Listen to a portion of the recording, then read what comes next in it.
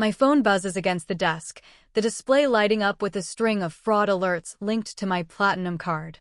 $35,000.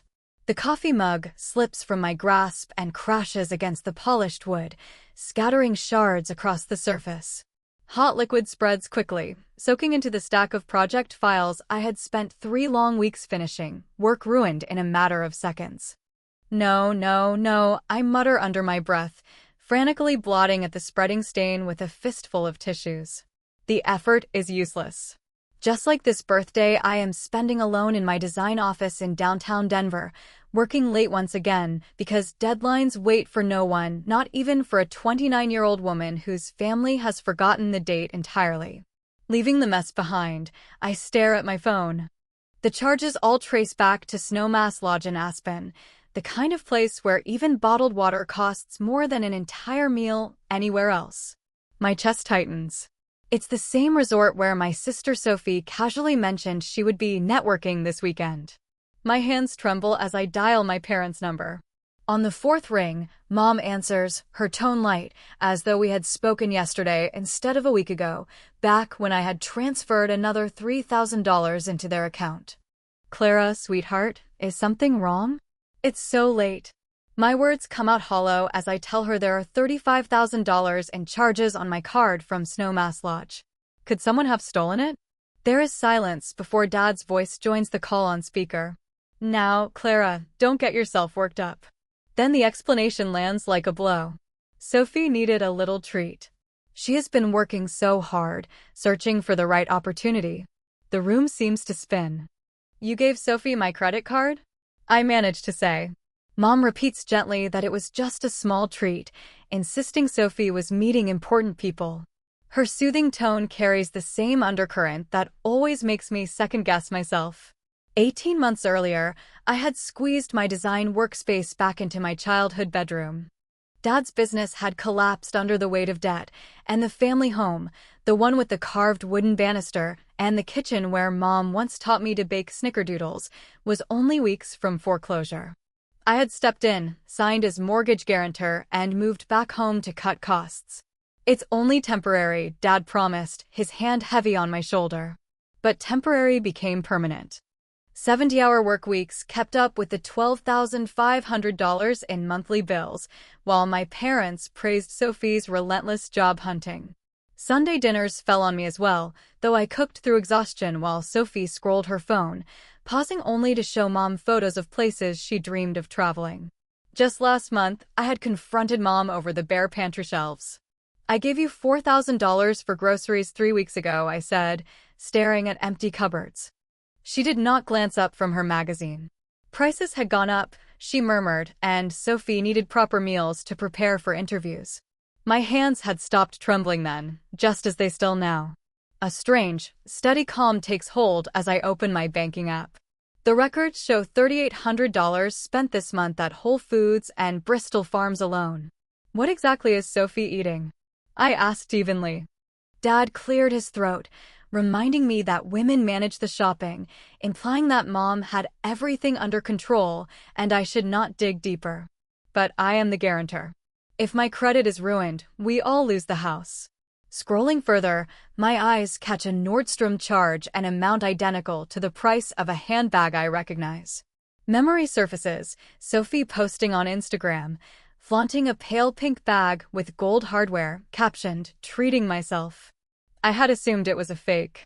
Now, across the living room, I spot that same purse tucked half hidden behind Mom's chair. Clara, are you still on the line? Dad's voice cuts through my thoughts. I need to go, I reply quietly. My desk is flooded with coffee, and I have a presentation in the morning. I hang up before they can pile on excuses I already know by heart. My phone keeps buzzing with alerts, each notification another cut, another betrayal from those who should have protected me. And for the first time in 18 months, I wonder if it is time to stop protecting them. The next morning, the sharp tone of my voicemail echoes through the empty kitchen. It is 5:30, and I have been awake since 3, my mind circling numbers and betrayal. Expecting another creditor hounding Dad's debts, I press play. Instead, Sophie's voice pours through the speaker. Mom, I need the platinum card before Clara changes the PIN again. The limit should cover the whole weekend at Snowmass. My stomach knots, my knuckles gripping the cold marble counter. Don't worry about her finding out, Sophie continues, her laugh spilling through the line. She never checks the statements until the end of the month. By then, I'll have made connections that will help all of us. Dad's low voice rumbles in the background, telling her to leave the card in the usual hiding place. I sink onto the bottom stair, the wood cold under my legs, nausea rising. Then Sophie adds, her tone mocking, remember how she overreacted about those Nordstrom charges? She acts like we're stealing, as if she doesn't owe us after everything you two did raising her. Mom's voice joins in, warm with approval. She's always been uptight about money. Not like you, darling. The message ends. My hand shakes as I hit play on the next recording, made only 2 days earlier. Got the card, Sophie says brightly. The suite is incredible, and you should see the mountain view. The betrayal squeezes around my chest like iron bands. This was not a mistake. Not a lapse. It was a carefully arranged plan involving all three of them. When I confront them 3 hours later, they are already waiting at the kitchen table. Sophie's voice crackles through Dad's phone on speaker, tinny against the sound of room service being ordered in the background. Just some fresh berries, the avocado toast with poached eggs, and a mimosa, she instructs someone before turning her attention to us. Clara, you're overreacting. It's family money. I stay standing while my parents relax in their chairs. Mom quietly sips her coffee, refusing to meet my gaze. Tell her, Dad, Sophie prompts from the line. Dad clears his throat. Look, Clara, we're in a difficult spot. Our own cards are maxed out too. We didn't have another choice. The words leave my lips through clenched teeth. No other option? Well, there is also the tax lien, Dad admits, adjusting his reading glasses, that nervous habit I have recognized since childhood. I meant to tell you sooner. The IRS filed it last month. That's why I needed the additional $4,000. Mom reaches for my hand. I pull it away. Her voice softens. And I've been giving Sophie a bit of the grocery money each week. She needed professional clothes for interviews. It's all family money anyway, Sophie sighs through the speaker. You shouldn't be so uptight. Dad waves dismissively. You'll earn more next month. You always do.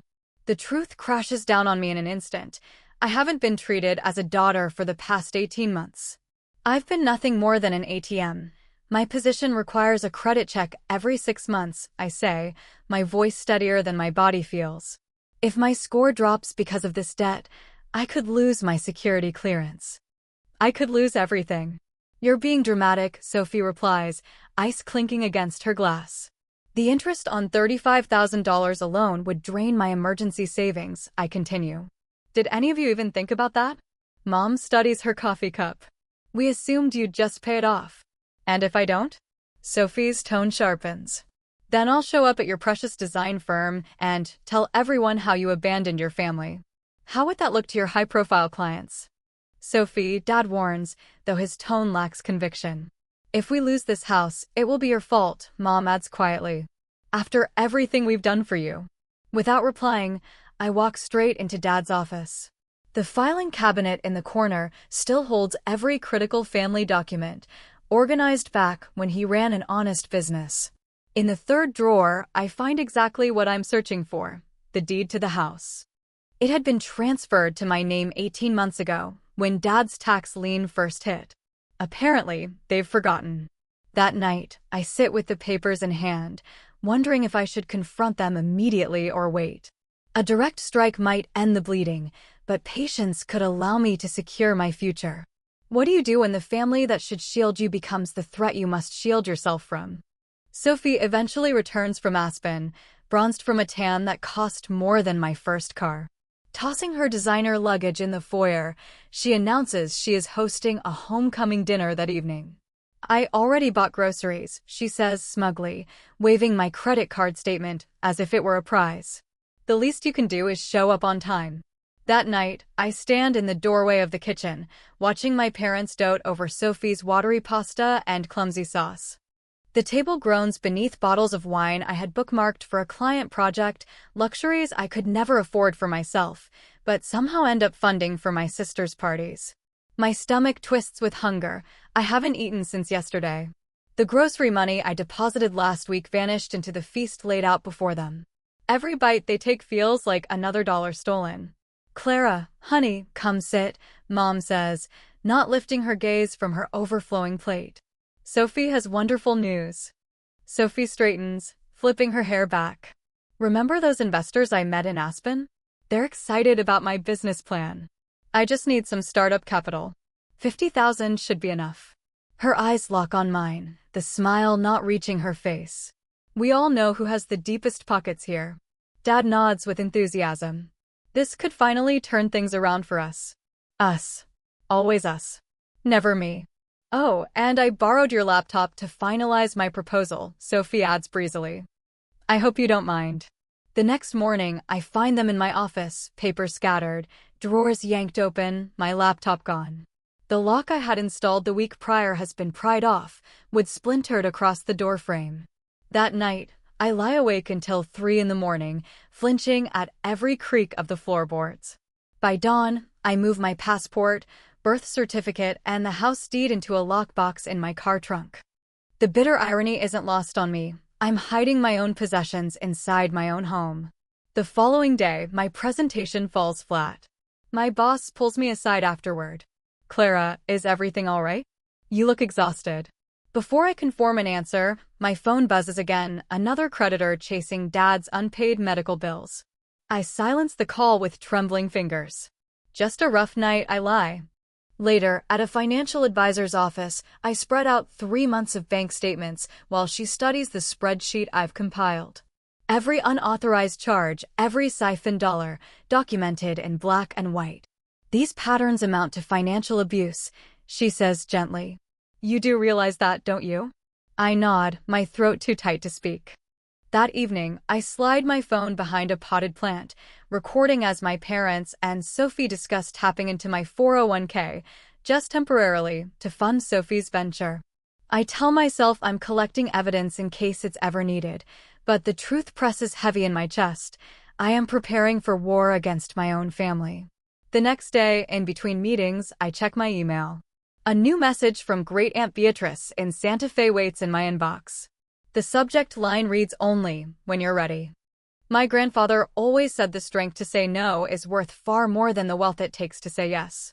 In her message, Aunt Beatrice reminds me of his words. She tells me she has staff housing above her bistro and urges me to call when I am ready. That evening, I find Dad in his workshop, sanding yet another coffee table identical to the 3 others stacked in the corner. No one wants handcrafted furniture when flat-pack designs from IKEA dominate the market, but he clings to his outdated model the way he clings to denial in every other part of his life. Dad, we need to talk about the credit cards. He does not look up. Family supports each other no matter what. That's what makes us family. The phrase flips a switch inside me, lighting up years of manipulation. Support has to go both ways, I answer, my voice steadier than expected. What I've been giving isn't support. It's surrender. His sander goes quiet. What's that supposed to mean? It means I know about the quitclaim deed. His face drains of color as he sets his tools aside. That was only a temporary maneuver to shield us from the tax lien. To shield you, I correct him. And now it shields me. Standing there amid sawdust and abandoned projects, I realize my worth was never measured by what I could provide for them. It never was. Later that night, Aunt Beatrice emails formal contracts for 3 server positions at her bistro, housing included. Her conditions are blunt: real work for real pay, no handouts. They'll resist accountability, she warns in her follow-up call as I research neighborhood property listings. But that's exactly what they need. And you don't owe them a warning. They broke your trust. The next morning, I used Sophie's forgotten credit card, the one she dismissed when pleading poverty, to book 3 one-way tickets to Santa Fe. Then I call the developer who has been eyeing our home for years. Still interested in the Churchill Heights property? I ask. His reply is immediate. Absolutely. All cash as discussed. 3 days later, I watch from the driveway as my family piles into Dad's car, believing they are headed to a mountain resort for a birthday trip I supposedly arranged. The house keys feel heavy in my hand, the signed listing agreement tucked in my pocket. As their taillights vanish around the corner, I dial the realtor. They're gone. Bring the sign. By the afternoon, the house feels altered. Not just quieter, but lighter, as if a weight I never noticed had finally been lifted. I walk through each room with deliberate steps, hardwood floors echoing beneath me, floors that once carried 3 generations of Mortons. In the bedroom I had turned into my design workspace 18 months earlier, I begin sorting. Clothes in one box, design materials in another, personal items in a third. My phone buzzes with texts from Sophie demanding to know if I've seen her favorite scarf. I silence it without replying. The vintage roll-top desk that once belonged to my grandfather offers up old bank statements and receipts. I photograph every page, preserving a digital record of my family's financial history. When I find my grandmother's pearl earrings, the ones Mom borrowed last Christmas, I place them directly into my purse rather than the moving boxes. By noon, the locksmith has changed the locks. Family troubles? He asks, handing me the new keys. Family solutions, I answer. Even as he packs his tools into the van, my phone rings. It is Nora, the realtor I contacted the day before. Clara, you won't believe this, she says. I already have a full-price offer. The developer is prepared to close within the week. All cash. My hand tightens around the phone. That's faster than expected. Cash buyers move quickly. They're eager to break ground on their new project. Should I let them know you need more time? I glance around the house, at the half-packed boxes, at the crookedly hung family portrait where my father's arm rests around Sophie's shoulders, Mom's smiling at them both, while I stand slightly apart, the perennial observer. No, I say. Fast is good. 2 hours later, I sit across from Rachel Donnelly, an attorney recommended through Aunt Beatrice's network. She reviews the quitclaim deed, her head nodding as she flips page by page. This is ironclad, Miss Morton. Your father transferred full ownership to you. There is no clause for reversal or shared rights. And the sale? I ask. With this deed and your documentation, you are entirely within your legal rights to sell without their consent. She removes her glasses. Though I must caution you, family property disputes often lead to litigation. Let them try. I slide a folder across her desk. Inside are recordings of my parents and Sophie.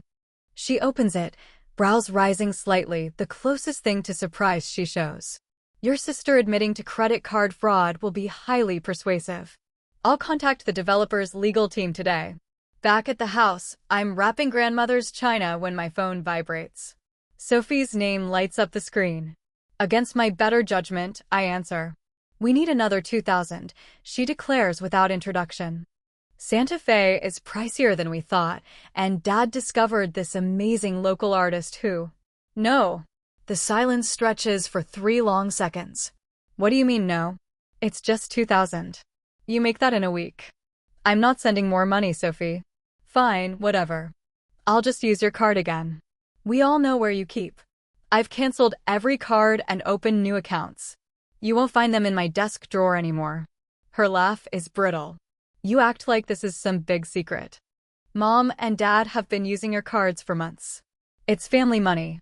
On my laptop, the recorder app blinks red, capturing every word. Is that why you ran up $35,000 at Snowmass Lodge? I ask. Oh please, Sophie scoffs. You can afford it.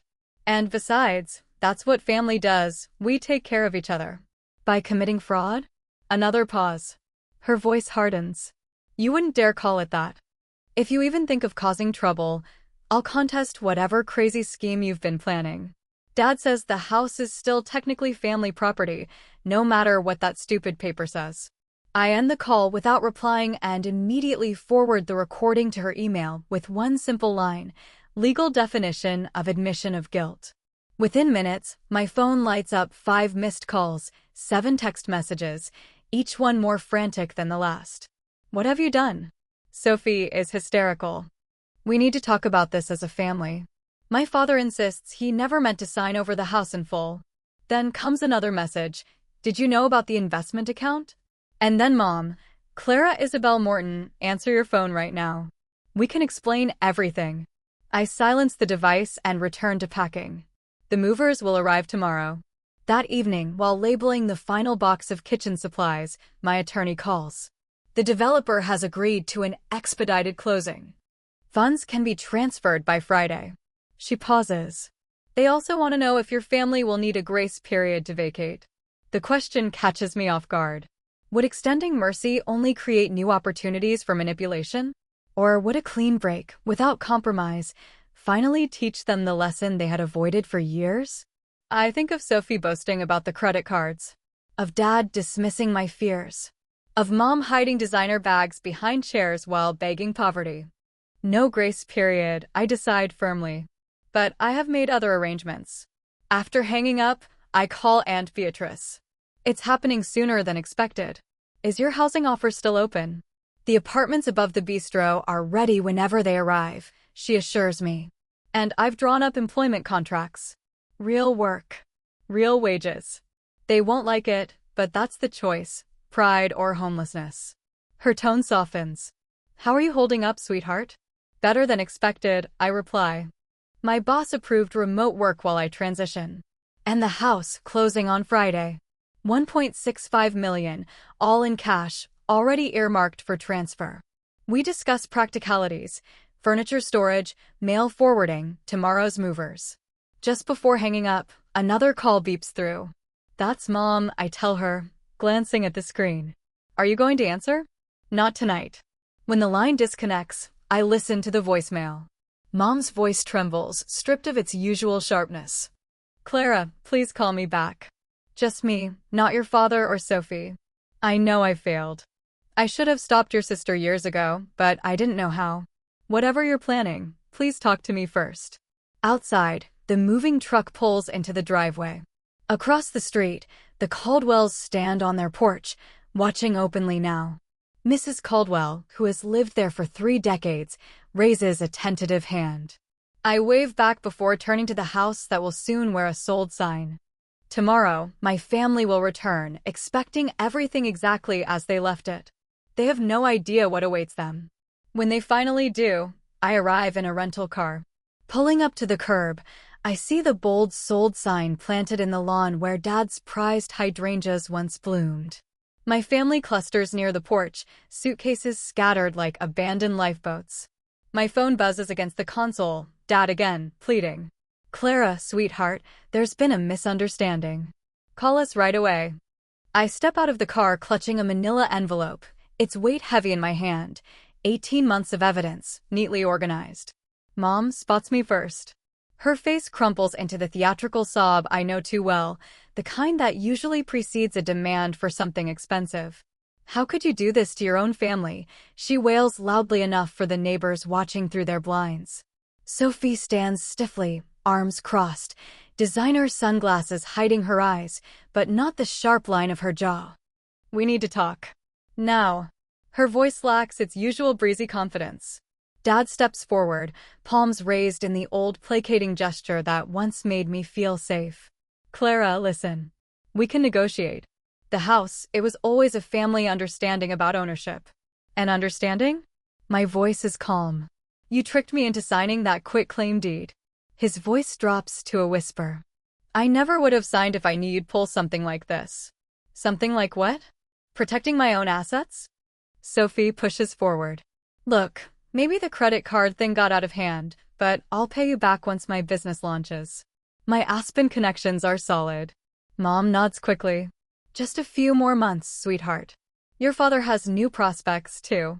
The same recycled promises, empty as the birthday cards they regift each year with the wrong age written inside. I open the envelope and place the first document on the hood of my car. This is the original quitclaim deed you signed 18 months ago, Dad. Witnessed by your own attorney. Another paper follows. And here is a transcript of Sophie's voicemail, plotting to use my platinum card before I could change the PIN. My father's face goes pale. I continue methodically. Bank statements showing $3,800 in grocery charges while the pantry stayed bare. Credit card bills highlighting Sophie's Aspen splurge. Notices of the tax lien they concealed while I paid the mortgage. Now, Clara, my father begins, but his words lack conviction. The house has already sold.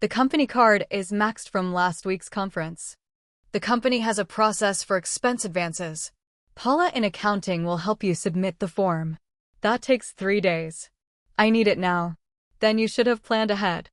I can help reprioritize the timeline if the focus group needs rescheduling. He blinks at the unexpected firmness, then nods. Yeah, okay. Thanks anyway. I recognize entitlement instantly now, spotting it in colleagues, clients, even dates. Clarity feels like a superpower. On Saturday, I find myself in Santa Fe at Aunt Beatrice's bistro. Through the kitchen window, Dad expedites orders while Mom arranges flowers on the tables. Sophie emerges carrying trays, her steps awkward but determined. Later, Beatrice and I share dinner on her balcony overlooking the plaza. She lifts her wine glass to drawing lines in the sand and standing behind them. I clink my glass against hers, savoring the crisp Chardonnay. I couldn't have done it without you. Nonsense. Her eyes crinkle with warmth. Your grandfather would have done the exact same thing. That backbone of yours, it's pure Morton steel. When I return to Denver on Sunday, a certified letter waits in my mailbox. Inside is an envelope holding $4,000 in crisp $100 bills, along with a handwritten note from Sophie. Clara, this is this month's payment. I'll send the same amount every month until the debt is cleared. You were right, real respect comes from earning your own way, not taking from someone else. Mom and Dad began counseling last week. Things feel different here now. Maybe someday it will be that way between us too. Sophie. I carry the cash into my home office and tuck it into my future home fund, rather than depositing it into my checking account. As I file away Sophie's first repayment, a question lingers in my mind. Perhaps some relationships can only heal once they have been broken completely and rebuilt from the ground up. But I wonder, when family has caused deep wounds, is forgiveness possible after consequences are faced, or is keeping distance the only safeguard against the cycle ever beginning again?